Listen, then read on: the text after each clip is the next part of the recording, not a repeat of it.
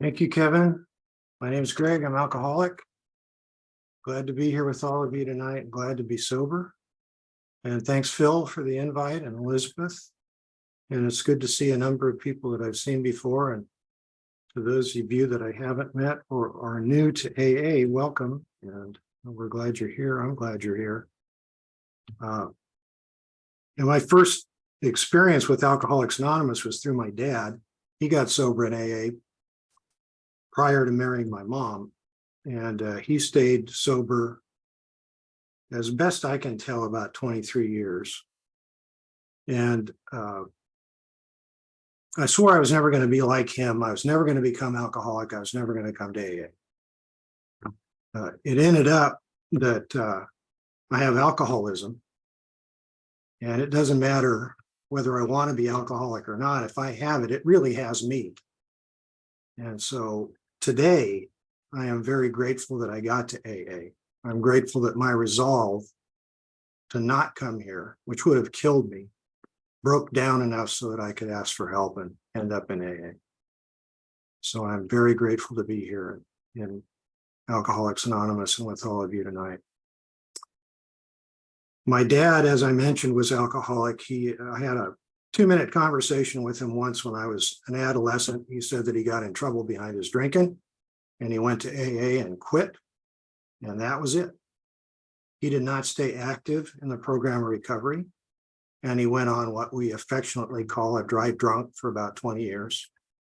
And he was a pretty miserable guy. And alcoholism, as he experienced it and as I experienced it, doesn't stay neatly contained in me or in him. We spread it around. It affects the people around us. And I've heard it called a family disease, and I believe that. And so he was a pretty uncomfortable guy to be around. And eventually he picked up a drink. And once he started it again, he couldn't shut his drinking off. And he ended up drinking until he died. So I wasn't going to be like him. I wasn't going to be full of rage. I wasn't going to be angry. I wasn't going to be distant and difficult. And part of my hitting bottom was realizing I'd become my father. So how do I know I'm alcoholic? There's 2 questions I can ask myself.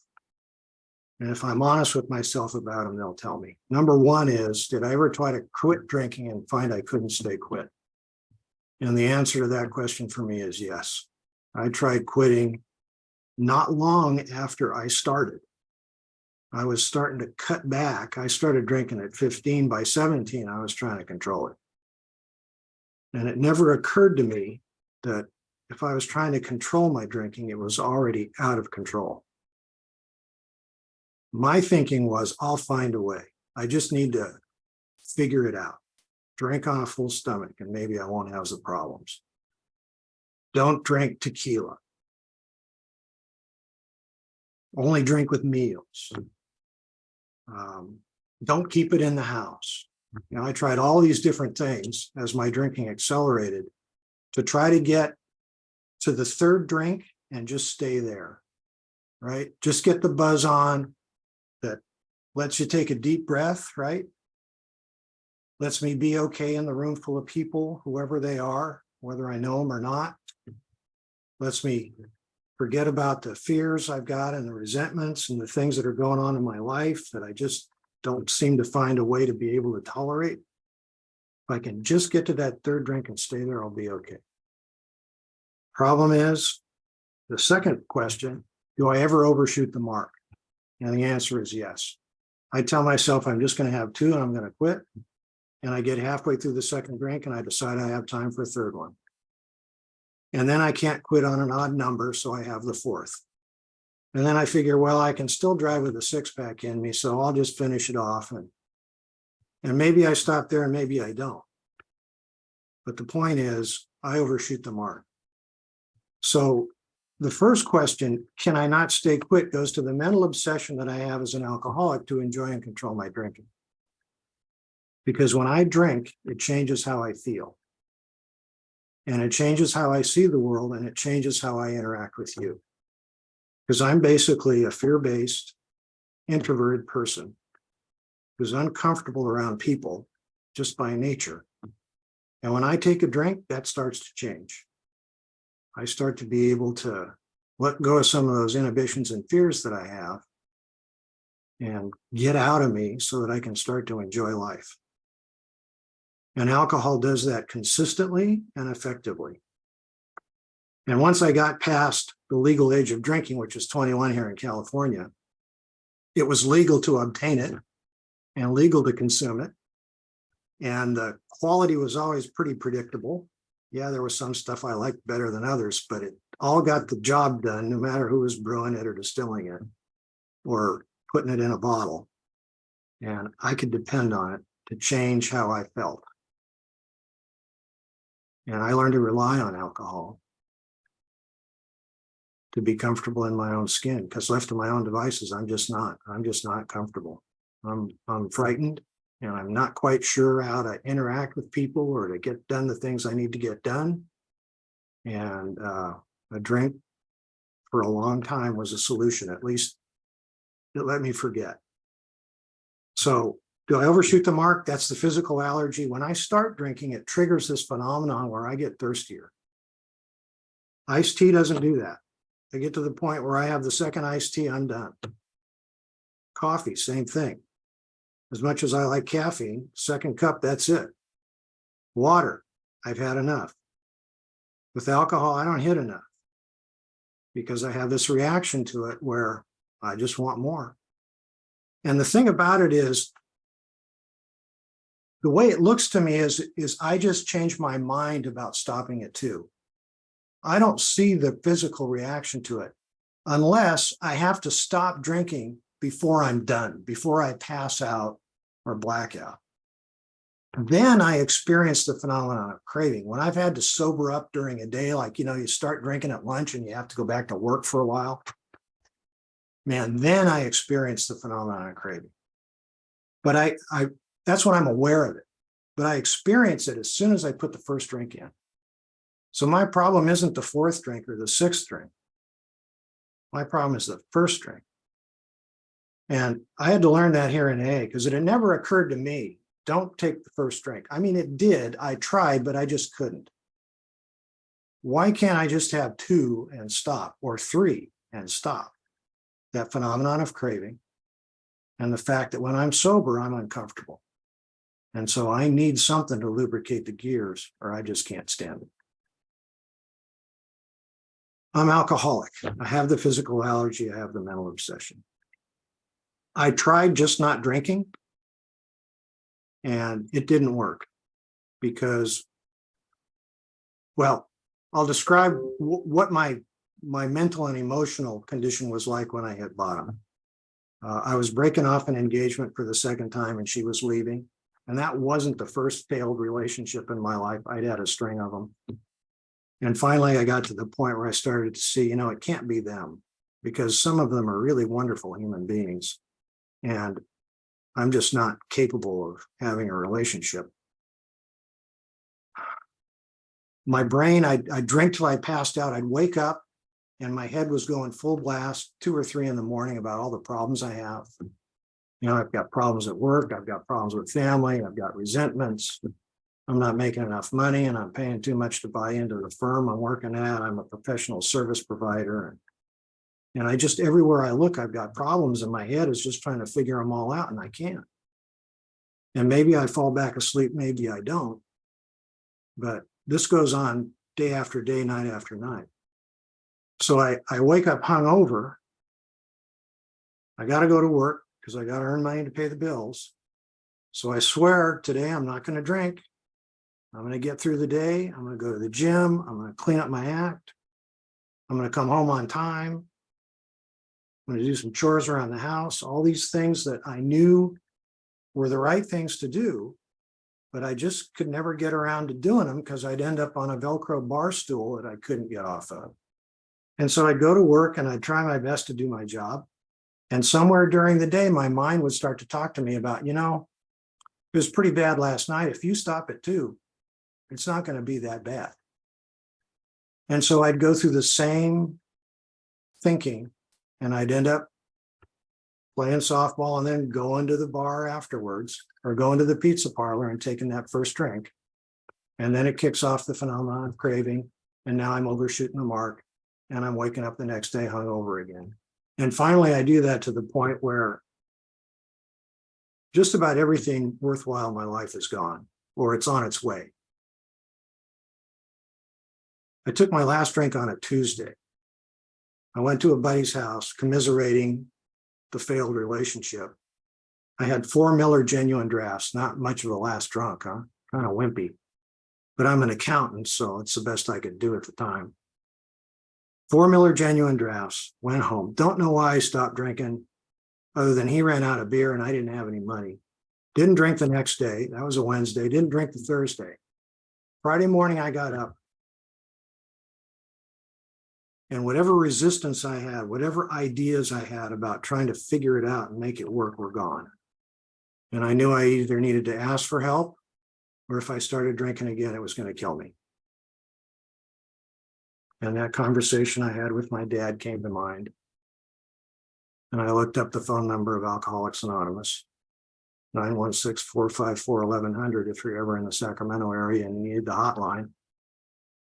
And I called. The day before, if he would ask me what I was alcoholic, I'd probably say no. He'd say, tomorrow morning, why don't you give AA a call? I'd have said, thanks for the advice. Screw you. I'm not going to do it. But that Friday morning, there was no fight left.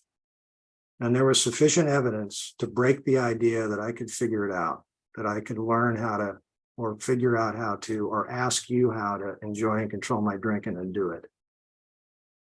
And I couldn't stand my life. And there wasn't anybody left to blame because it was just me and the cat. So the miracle of recovery started that moment because there was a phone number to call and there was a woman answering the phone at the other end. And there was a 12-step list, people who were willing to take time out of their lives to help somebody they'd never met, the alcoholic who called and yelled for help.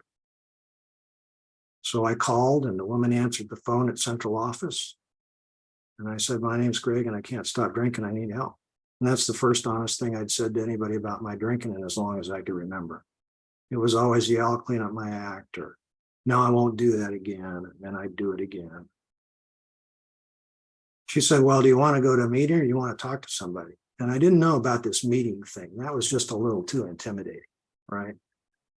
Go somewhere where there were other people that I didn't know. That was just not acceptable. Well, okay, maybe I'll talk to somebody. So about 5 minutes later, my phone rang and a man named Dean called me. And the first thing he asked me, he says, Greg, are you okay? And I said, yeah, I'm okay. And I could hear the sincerity in his voice. What I know today, looking back, he had been there. He'd been that drunk hitting bottom asking for help. And his story was much rougher than mine. He wasn't okay when he got sober. He needed medical help and he hit a hard bottom. And that identification, one alcoholic with another, started. And what he did is he started to talk about his drinking and where it took him. And thank God I could hear some similarities. Now, he hit a deeper bottom than I did. He'd been a brown bag wino for a period of time, living on the streets in Virginia. And I was still living in a house in the suburbs, 3 bedrooms, 2 baths that me and the bank owned, and a couple of cars in the garage, thinking that, maybe I could figure out a way to pull it off, realizing I couldn't. But that language of the heart, when he talked about his drinking, I could recognize that I was on that same progression. The thing that impressed me about him was he was 9.5 years sober that morning. And that got my attention. That and the fact that he was willing to help somebody he'd never met. He offered to take me to a meeting. He extended the hand of AA. Thank God. And so I ended up meeting him at his place of business. And I was just desperate enough to show up because I was real good at making promises and then not following through. I can still fall into that trap. But I was just desperate enough to follow through. So he'd called up one of his sponsees And the three of us got on the bench seat in the front of Dean's Ford F-150 pick-em-up truck. And we went off to the Roseville Friday Night Man Stag. Now, he was smart. Dean put me in the middle so I couldn't get out the door if I decided to get cold feet. And he didn't do that 12-step call by himself. He had one of his guys with him. And I ended up going to my first meeting that Friday night. It's a men's meeting, men's stag. It's Roseville is a suburb of Sacramento. It's a railroad town. It's exactly 100 miles from San Francisco, and there's a big Southern Pacific Railroad yard there. And the men in that meeting were railroad men. They were brick masons and carpenters, mechanics. I mean, they were salt of the earth. And I'm a paper pusher showing up in a tie, and these guys are riding Harleys in jeans and leathers. And I felt like a fart in church. But even before I got in the room, I heard the laughter. That for me is part of the music of Alcoholics Anonymous, the laughter before the meeting, that sense of fellowship and common purpose, finding joy, finding some laughter without a drink. Man, 8 o'clock on a Friday night is well after Miller time when I'm showing up in AA. And these guys aren't drinking, and they're not miserable, and they're not fighting. They're actually enjoying being together. And that got my attention, that it might be possible to have fun without a drink, because these guys looked like they were having fun. The second thing about that meeting that really got my attention was the honesty. The man who led the meeting shared part of his story for 15 or 20 minutes. And he'd been an alcoholic of the criminal variety. And he'd have done things that I'd have never done, or if I had done them, I certainly wouldn't have told anybody else. And here he is sharing them. And then when the meeting opened up and the other guys started sharing, boy, I hadn't done some of the things they'd done, but I'd done a lot of the things they'd done. And they were talking about them. And I certainly wasn't going to tell anybody about that kind of thing. But the honesty impressed me. I thought maybe there's a way to let go of this double life I'm living. Maybe there's a way to not have to put up a front, to not have to worry about what I just told you so I can remember the lie to back it up. Maybe there's a way to live without a drink. And it gave me hope. And I started coming to meetings, and I'm still coming to meetings because of the fellowship, that initial connection with Alcoholics Anonymous through the fellowship saved my life. And I sensed that there was something good and worthwhile here, and it gave me hope. The man who 12-stepped me, Dean, was very wise. He said some things that have stayed with me and that I've tried to pass on to others. One of the things he said is, Greg, go to meetings the way you drank. If you drank every day, think about going to a meeting every day. If you didn't, well, maybe you don't go every day, but go to meetings the way you drank. He didn't tell me to go to X number of meeting in X number of days. He viewed that as a setup. What if I, being an overachiever, I wanted to go more. And what if I don't? Well, then I failed and blown the whole thing. He just said, go to meetings the way you drank. So that's what I started doing. And I found out that meetings like people have different personalities. And Roseville Friday Night Men Stag, even though I didn't necessarily feel like I fit in initially, became one of my first regular meetings. And for 8 years, I was there just about every Friday night. And it taught me a lot about the power of the fellowship and that there's fun in sobriety. Every year they'd do a camp out. About 120 guys would go up in the hills up here and spend the weekend. There was a contingent from San Jose who'd come up, and then the guys from Roseville. And I just happened to be 2 weeks sober at the time when they'd had that camp out scheduled. And I went, gave the cat a little extra food and left him home and headed up the hill. And I'm glad I did. My initial reaction was, well, maybe I shouldn't. But I found out that they had a lot of fun and they had a lot of fellowship. And I like being outdoors. And it really changed my perspective on the possibility of life without alcohol. And I just happened to win a t-shirt for being the guy with the least amount of sobriety, which I still have in my drawer. So there was that. But I felt like I was starting to fit in and become a part of. On a Wednesday night, I used to play in a 3-man basketball league with my drinking buddies, and we'd always end up over at the Bachelor Club afterwards, tossing them back. The man who 12-stepped me, Dean, once again suggested I go to a men's book study on Wednesday night called the White Flag Men's Group. White flag signifies surrender.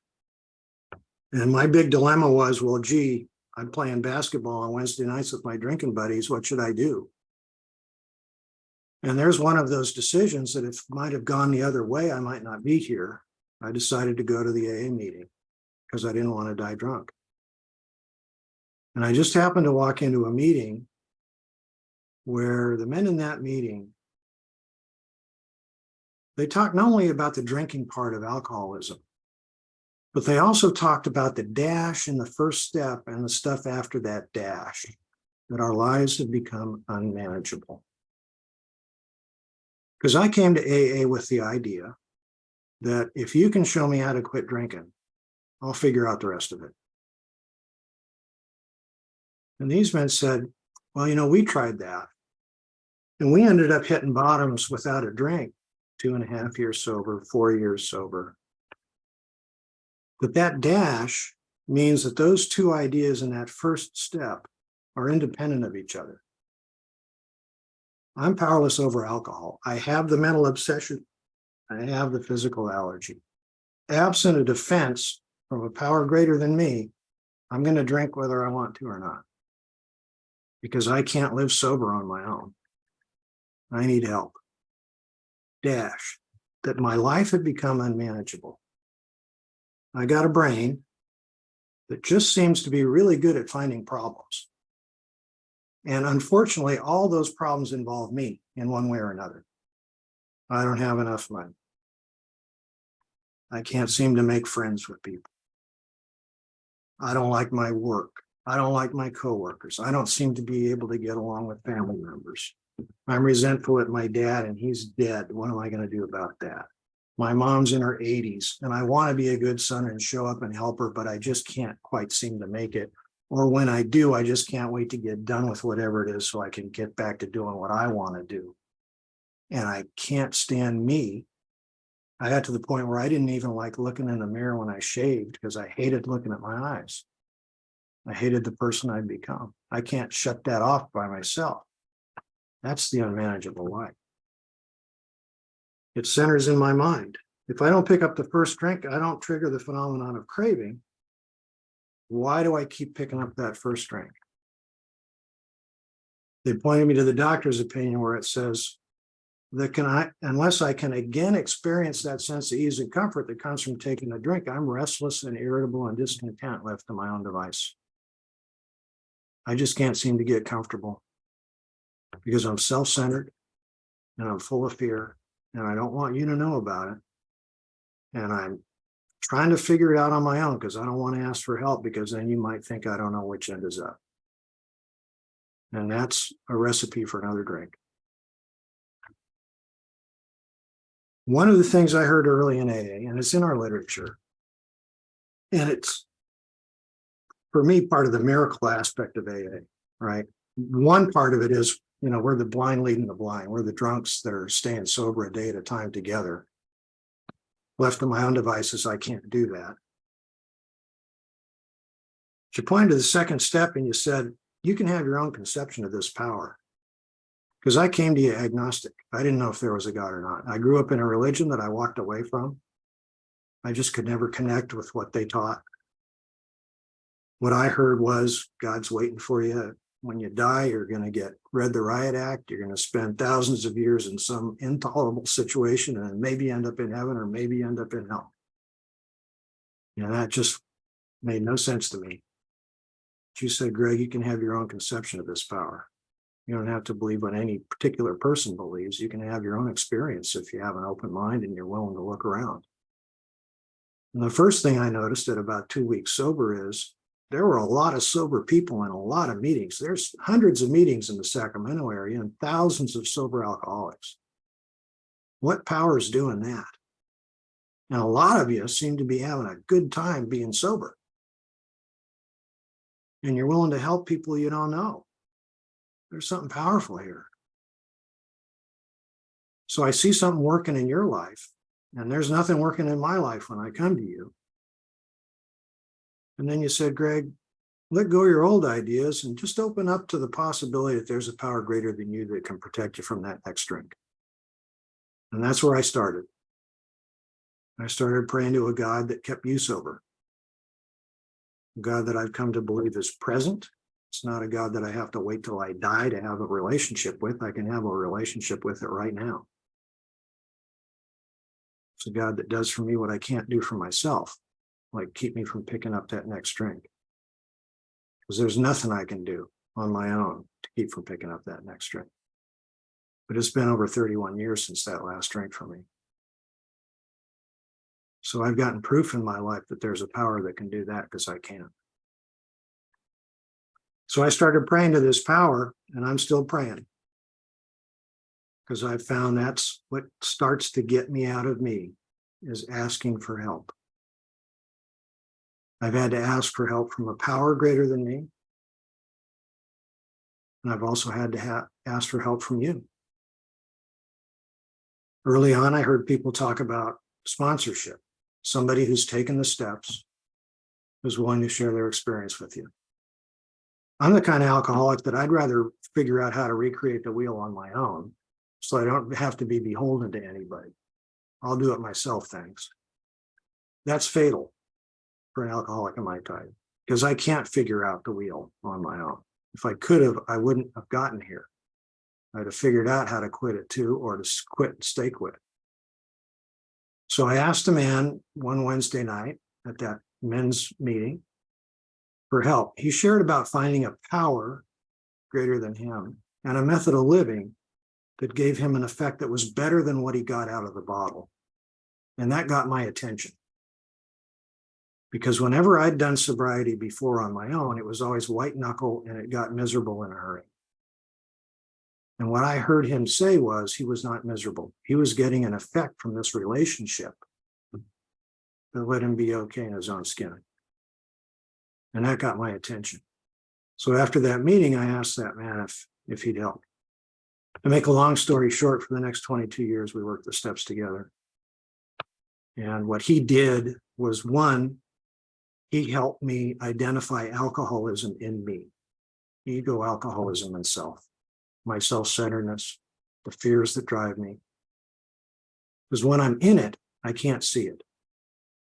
And he had a way of poking my ego and then showing it to me so that I could see it. And I started to realize this unmanageable life is something that I can't outthink. Self-knowledge really doesn't help me because it's in my subconscious mind and it's already out in front of me. It's coloring what I see and what I hear. He also showed me how to apply the steps in my life. He started to talk about what he did from the moment he got up in the morning till he went to bed at night, and how he applied the steps in his life from that start in the morning till he went to bed at night. He said things like, Greg, if you don't start your day with a program of recovery, you don't have one.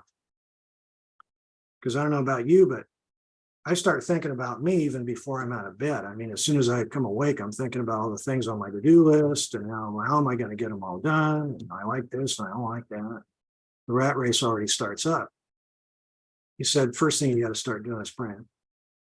So when I wake up in the morning, I start praying, because otherwise what I start doing is talking to me about my agenda and getting wound up. He said that he read AA literature every morning to put into his mind the program of recovery, to become aware of what the problem was and what the solution was. The solution was a relationship with a power greater than him and a set of principled actions that he takes as he goes through his day that come right out of the 12 steps. He made clear to me that the program of recovery, Alcoholics Anonymous program of recovery, is the 12 steps. Taking them treats alcoholism. If I don't take them, then my alcoholism doesn't get treated because I'm left with me. When I take them, I end up in a life I can live sober. And I don't have to create that life. I don't have to figure out how to do it. I just need to take the action. The power gives me everything necessary. So I started doing what that man did. He went to meetings regularly. He worked with others.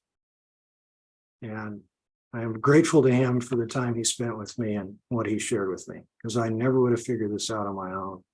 And I ended up missing the boat. And I still do a lot of what he showed me in terms of applying the steps in my life. So when we approach the third step, AA has a really rich oral history. There's a lot of recordings, like we're making one tonight, but they go back to the 60s. I mean, our co-founders, there's recordings that go back to the 40s. And there's a lot of wisdom and experience in those recordings. And I started listening to tapes from speaker meetings that people gave me, recordings from retreats from our chain of sponsorship. And I found it would be tremendously helpful, because a lot of those people, men and women, talked about how they became aware of a power greater than them, and then how they lived this AA way of life. And one person who's really helped me over the years is a guy named Chuck C.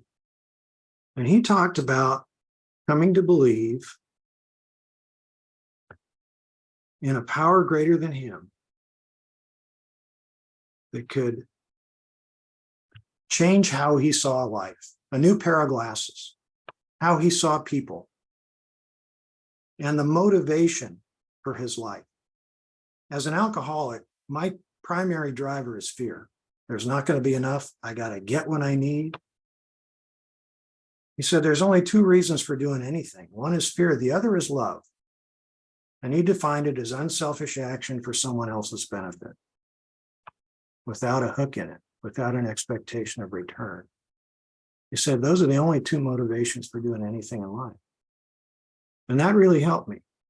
And I still try to open up to the idea that this power greater than me can motivate me by love, doing something for somebody else, because it's what's in front of me, and not wanting anything in return. And the place I experienced that most purely initially was in AA, working with a newcomer, because I don't want what the newcomer has, but I sure want them to have what AA has to offer,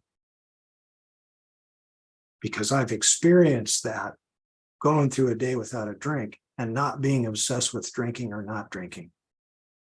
I've gone through a day where I don't want anything different than what happened, whatever it was, seemingly good, seemingly bad.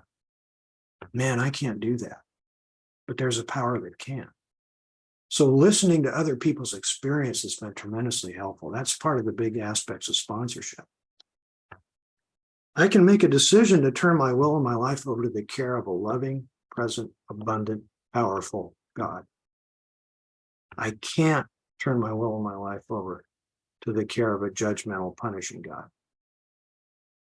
And you saved my life when you told me, pray to the first God, pray to that abundant, powerful, present God, see what happens.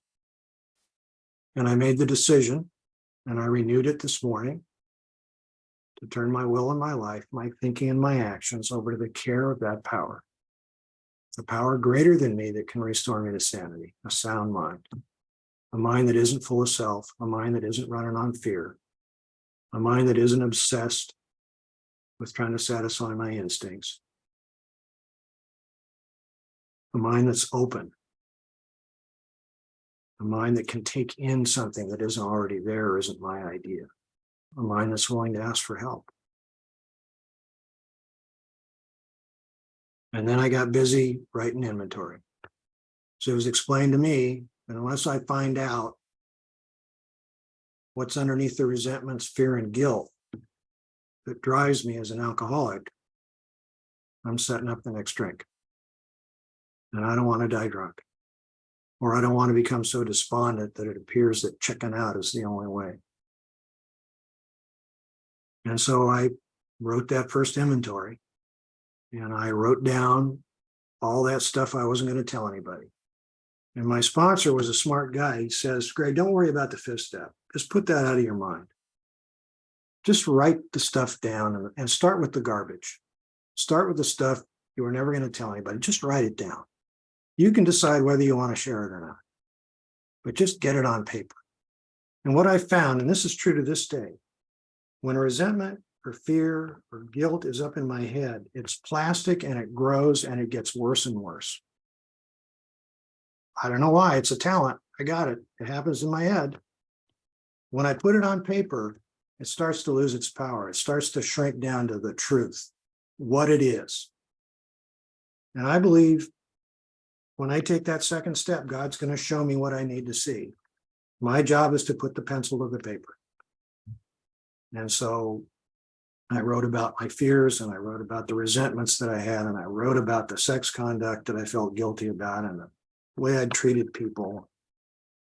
And what I started to see in that process was the patterns that were playing out in my life that I was unaware of. And I started to see the insanity of my thinking, doing the same thing over and over, expecting different results, not getting them.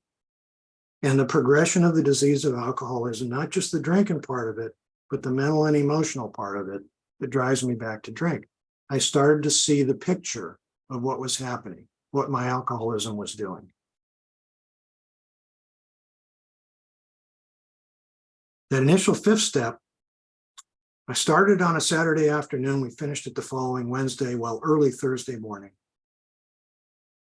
I laid all the cards on the table, including the two things I was never going to tell anybody. And for the first time in my life, I didn't have any secrets. Somebody knew all of it. And all of a sudden, I lost that fear about what you were going to find out about me. Man, I drank a lot of booze over that. A lot of booze over you were going to find out the truth and kick me out of your life. That next day at work, I had a meeting with 3 other people. I was in the conference room.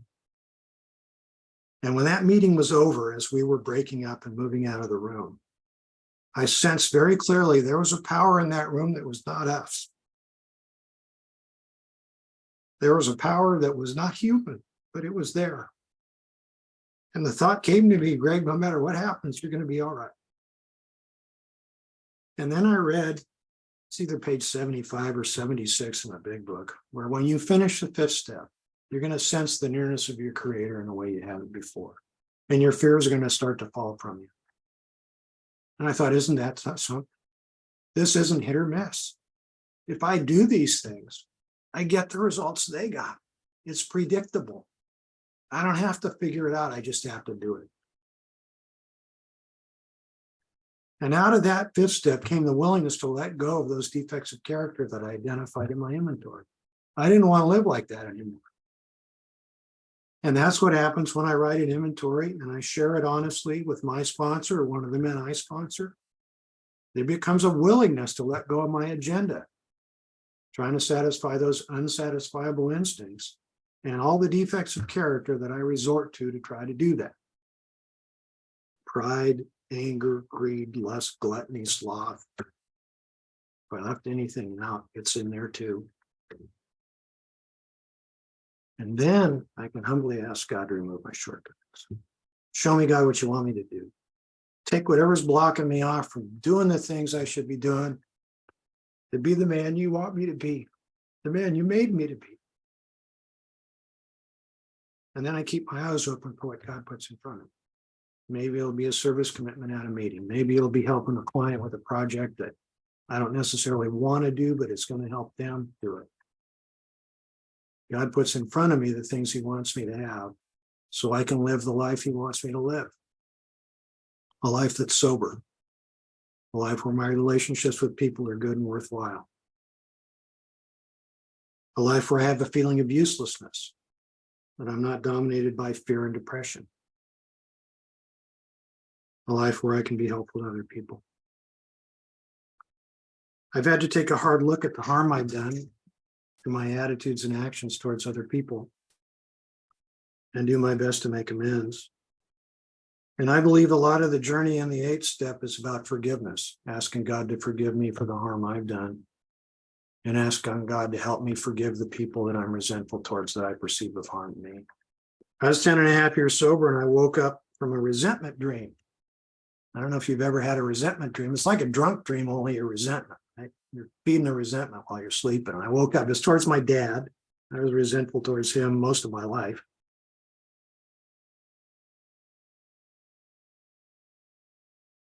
And I said that prayer, God, please help me forgive him. Help me to see him the way you saw him.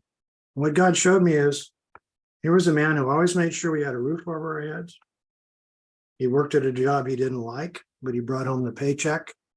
He made sure we had food. My parents both sacrificed so I could get a great education.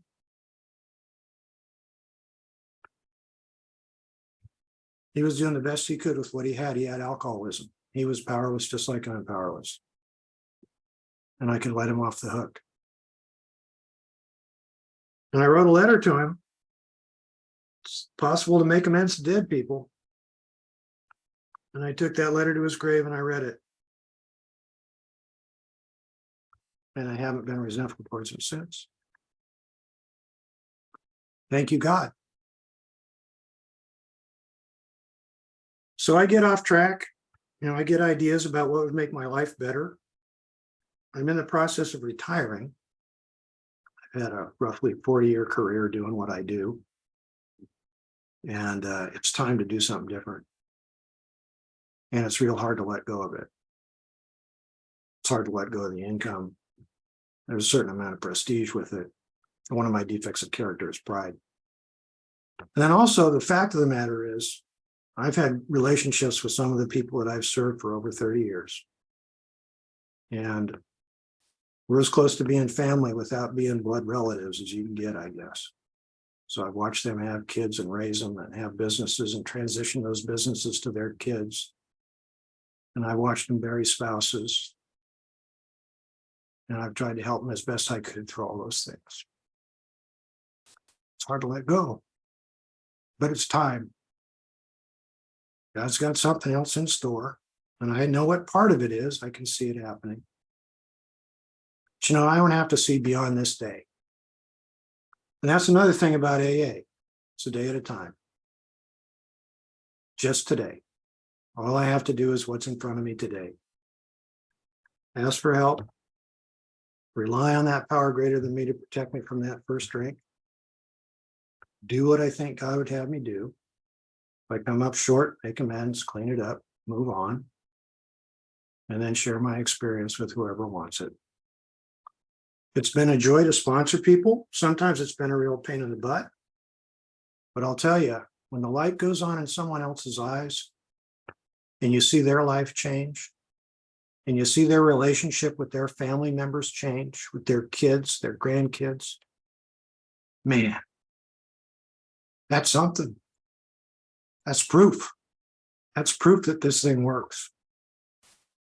And man, when I see that happen, I know inside of me, there's a power greater than me.